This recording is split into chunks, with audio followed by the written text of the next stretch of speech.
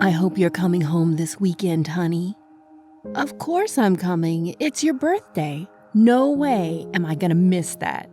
Good to hear you remember, unlike last year. Oh, Mom, you know that was not intentional. I was so busy finishing my final project, and it got so hectic, your birthday completely left my mind. Still, you could have at least called me. Are you still angry? You know I would never do something to hurt you. Fine, I was just pulling your leg. I miss you really, sweetie. I haven't seen you properly for a year now. And here you thought studying animation would be easy, huh? I told you you were wrong. Now don't go taunting me, Stella. I already feel sad enough that you live 100 miles away from home now. But I'll be coming back soon, even though it's just gonna be for 2 days. How are your classes going? Good. I'm loving it here, and guess what? I'll soon be working as an intern at Pixar. Isn't that great? Oh my God, sweetie, congratulations. I knew you'd make it. I'm so proud of you. We recently had a competition here, and I just randomly participated, but I never knew our works were going to be judged by one of the biggest animation directors in our country. But oh my gosh, when I received the email yesterday, it blew my mind. I can't tell you how happy I am. I knew you could do this. You know, we're gonna have another reason to throw a party. Mom, you know I'm not the party girl here, and it's your birthday. I don't want to hog all the spotlight from you. Hey, your achievement is my achievement. You are my daughter after all. Thanks, Mom. By the way, how's Simon? He's doing good, currently working on his new book. Are you happy with him? Of course I am. Why do you think I would marry him then? Plus, you gave me your approval too. I know. But sometimes I can't help but speculate a little. He's too good to be true. Sweetie, can you stop being a cynic for once? I am fine. He's keeping me happy, supporting me. What else do I need? You're right. I'm sorry. I shouldn't have said that. It's fine. If I were in your shoes, I might have been a little worried too. But hey, it's been a year since we've been together, and not for once do I feel like I have made a mistake. That's nice to hear, as long as you're happy. By the way, I have good news too. Oh my, what is it? You remember that dream house I always told you about? Don't tell me. Yes, we finally got the perfect house for us right here in Ohio, and we will soon be shifting there. Oh, God, Mom, congratulations. But how? Didn't you tell me that the prices were quite high currently? We got lucky. Simon has a friend who has quite a name in the real estate field, and he suggested we go take a look at the property. It's around 20 years old, but let me tell you, the house is just perfect, and the price is cheap as well. The neighborhood is quiet and beautiful, with lots of trees, and we even have a pool in the backyard. But the best part is a garden. The plants there are mostly exotic, and it looks so gorgeous. The interior is even better with the rustic-style furniture and the pale blue walls. Oh, wait, I'll share the pictures with you. I just received them this morning. We finalized our purchase, and Simon suggested we should celebrate my birthday there. That's wonderful, Mom. And you're right. The house is beautiful. I'm crying right now, sweetie. My dreams are finally coming true. I never knew I could do this. You worked hard as well. 6 years ago, when you started your little clothing business, no one believed in you, but you never let those comments get to you. You worked hard while supporting my future, and look at yourself now. You are now a successful businesswoman who finally got to buy her dream house. I couldn't come this far without you, though, and your dad, too. He must be proud of you. You are doing so much better now, Mom. I miss him, you know. He was the one who gave this timid woman the push she needed. Let's visit him once I get there, okay? Yeah, let's do that. I'll let Simon know as well. Do so. I'm glad I met this wonderful man in my life. I can't believe I will be marrying him soon. I am so happy for you, Mom. I'm finally smiling and I feel like everything is coming back on track. I feel so blessed. I love you, Mom, and I can't wait to see you. You're the best, really. And I can't wait to see you and show you around. We're gonna have lots of fun. Okay, I gotta go now. We'll talk to you later. Take care, sweetie. You too, Mom. Bye. When I was 10, my dad passed away in a tragic accident. My parents had a lovely relationship, but after losing him, my mom was left all alone. She was an orphan and her only family was my dad and me. The two were a match made in heaven, but sadly, their story couldn't continue for long. My dad was the only breadwinner at home, so after his death, it was hard for us. But Mom soon started her small clothing business, and even after we got a little to no support from our relatives, she kept working on it. Being a single mom for her was tough, but she gave me all the time she could. I was raised with love by her, and not for once did I feel like I was being neglected by her. Years went by and her business only flourished. Our jealous relatives couldn't handle her success, but she mostly cut ties with all of them, except for my dad's grandparents. They generally looked after me when she was working, but they also understood how lonely she had become. She never dated for the last 8 years, but meeting Simon in a fashion show changed things for her. Honestly, I liked the man when she introduced him to me. He was a single 40-year-old man who was working as a coordinator in an HR company, but he was also a struggling writer. My mom loved how passionate he was about his dream, and that's when it started. The two clicked and started dating. One thing led to another, and recently he proposed to her. I was so happy when she told me the news about their engagement. It was clear how much she adored him. My mom has always supported him with the publication of his short stories, and he was also quite supportive of her business. Though I never met him properly, he seemed like a good guy. And as long as my mom was happy, I was happy for her. But sometimes I couldn't help but just doubt his intentions. Ever since they started dating, he's been living with her. My mom is an extremely sweet and kind person, and after seeing my snake-like relatives trying to get money out of her purse, I have gotten a little cynical. I won't say we're rich, but she makes a decent sum, which at this age is quite hard to achieve. And from what I've seen, she spends a lot of money on him without even batting an eye. But maybe I'm just looking too much into things. Her birthday went well, with only a few friends and family members joining us there. Simon acted his usual way with me, sweet and polite, while Mom stayed by his side. The party was nothing too lavish or huge, but honestly, I thought Simon would have planned something huge. But I just shrugged it off, thinking it was quite materialistic of me to think like this. The 2 days I spent at the new house was great. We even had a barbecue. But one thing I came to know was that Simon didn't even give her anything on her birthday. When I asked Mom, she told me that that was not important as long as he loved her unconditionally. But seriously, how was it not important? He is a guy she will be marrying soon, and this was supposed to be her first birthday with him. So why? I tried to talk to her again, but she got irritated soon. She was hurt and something was off between them, I figured, but I didn't want to push it any further and kept it to myself.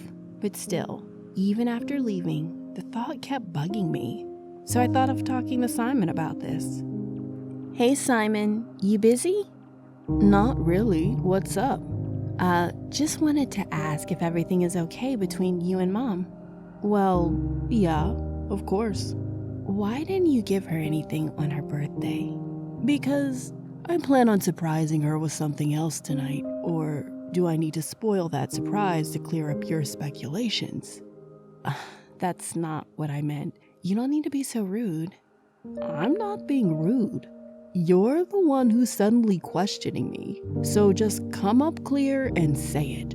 What's the matter? Hey, I'm just trying to be polite. And about the gift, I'm sorry, but you're not giving her anything that seriously hurt her.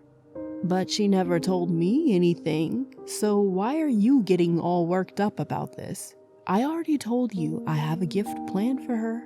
Listen, it's not about the gift, but the moment. This is the first time she celebrated her birthday with you.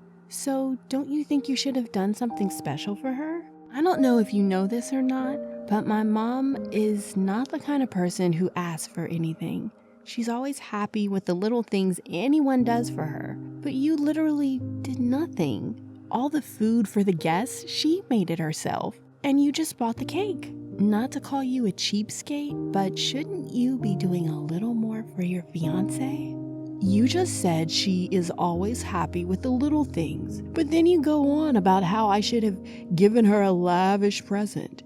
Listen, you don't need to tell me how to make my fiancé happy, okay? I can take care of her. I've been doing it ever since you left home. Do you know how alone she was? But she still chose your happiness and future over hers. So I think you should sit down and think about your selfish motives too. The woman you're talking about is also my mother, and I know how much it pained her when I left for college, but you're not supposed to make her feel unimportant on her special day. She never wanted to date after my father's death, but she made an exception for you. She's happy with you, but I also need to make sure that you are keeping her happy. I'm sorry if I sound rude, but I'm just worried about her. It took a lot of courage to take this step. Don't make her regret it. I'm not your dad, Stella, so don't expect me to have a similar relationship with your mom. The time they spent must have been special, but you have no right to question our love. If you act like this, then I'm sorry. You left me no choice. You're stepping a line here, Stella. Whatever or however our relationship is like, it's none of your business. If my financial status is a problem for you, then honestly, I don't care. Your mother accepts me just the way I am, and that is enough for her. Don't speak on her behalf. Your financial status is not the problem, Simon. I never judged you for it. I also come from a simple background. I understand what it's like. But what I'm talking about here is how you treat my mom. That's all. You were the one who brought up the gift. How else am I supposed to interpret your words? If you want me to only spend dollars on her, then I can't do it. I'm not rich like your mother. Gosh, you're taking it in a completely wrong direction. I'm sorry, but I don't want to argue anymore. And if I stepped on any boundaries, then I apologize for my behavior. Oh, you better. Bye, Simon. Take care. The conversation only made me speculate Simon even more. But before I could talk about this with my mother, she had already gotten the news from him. What did you say to Simon? I just asked him why he never gave you anything on your birthday. God, Stella, I told you not to talk about this. I'm okay with it. I had you on that day, and we even celebrated my birthday in the new house. What else could I have asked for? You were sad, Mom. I could see it on your face. You think I really care about the gifts? Stella, please, let's just drop that subject. It's not about the gift, Mom. I know you never cared about it, but it's about the person and how he treats you. You look sad not because he never gave you anything, but because of how ignored he made you feel. I saw it with my own eyes. You were even crying when he wasn't around. Listen, it happens in relationships, but that doesn't mean he doesn't love me anymore. He makes you spend so much money on himself. I do it willingly because he needs my help. Stop accusing him for no reason, Stella. Mom, don't you think you trust him way too much? please, let's just stop talking about this. We got into a huge argument last night because of this, and he isn't even picking up the phone right now. He even told me you compared him to Oliver and that you were asking for gifts from him for yourself. I don't remember raising you like this, Stella. Oh my God, that man, he is nothing compared to my dad. And the way he was talking to me yesterday, I knew he was gonna lie to you. Huh? Stella, you're not making any sense here. Don't make me get mad at you. Mom, you first tell me this. Does he know your account number? What? Why are you asking this? You're not planning on spying on him, are you? Just tell me, please. We recently opened a joint account where I keep most of our money. Oh my gosh. And have you been keeping a check on the transactions? He's my fiancé, Stella, and he uses that money for publishing his stories. Just go check your account, please. Stella, don't make me do these things. I'm happy with that man. I love him. But I don't think he does. Please check it, Mom. You know I just want the good for you. Okay, but if I don't see anything suspicious, we'll drop the subject this instant. Promise. Mom, hey, what happened? There's just $30,000 left. That bastard. Where's my money, Simon? Huh? What are you talking about? There's just 30 grand left in our joint account. Where are the other 3.5 million? Honey, listen, let me explain. I booked a whole 7 days trip to Hawaii for us. I spent that money on your birthday gift. And the rest, well, you know, I've been writing stories. And you know my editor can sometimes be a little greedy. Do you really take me for a fool? Willow, it's not what you think. I swear, I can explain it to you. Let's talk at home. Can you do me a favor, sweetie? Anything for you, Mom. Just, if it's possible, can you do a background check on Simon? I have my friends here, Mom, so don't worry. Okay, I will go talk to him. Simon gave my mother all sorts of excuses, but she, as calmly as possible, didn't buy any of them. She refused to give him any more money from now on, which only made the man more aggressive towards her and started ignoring her even more. While there, I started to dig into his rather mysterious background, and what I soon found out left me shocked. He was a prone gambler, and currently, he had a lot of debts. When I told my mother about it in a few days, she told me that she'd check his phone, and that's where it finally came clean. For a whole year, he has been using my mother for her money. Countless group chats were on his phone where he talked nasty about my mother and blatantly even told his disgusting friends how she has been paying up every single bill. He was even planning on getting the new house after marrying her with the help of his real estate friend. But luckily, we found the forged documents before he could manipulate my mother into signing them. I was aggravated, but my mom was seething. That has to be the first time when I saw this kind and sweet woman absolutely pissed. I can't tell you how proud I felt at that moment. In the next 2 days, all his cards were blocked and his things were out in the streets. The man came crying, begging her to forgive him, and that if he doesn't pay up his debts in the next month, he will become homeless. But my mom was absolutely merciless. She didn't even flinch for once and warned him that if he ever comes back into her life, she'd let the cops know about his little scam. After all the mess, we finally took a breath of relief together. But still, I felt bad. In fact, I wanted to beat that man to a pulp for breaking my mom's heart. She didn't show it on her face, but at night, when I was walking past her room, I heard small sniffles coming. I didn't go inside though, just stood against the wall and felt a tinge of regret crawling up my skin. Whatever we did, it may have saved the money, but the scar that now runs deep in her soul Nothing will be able to erase that.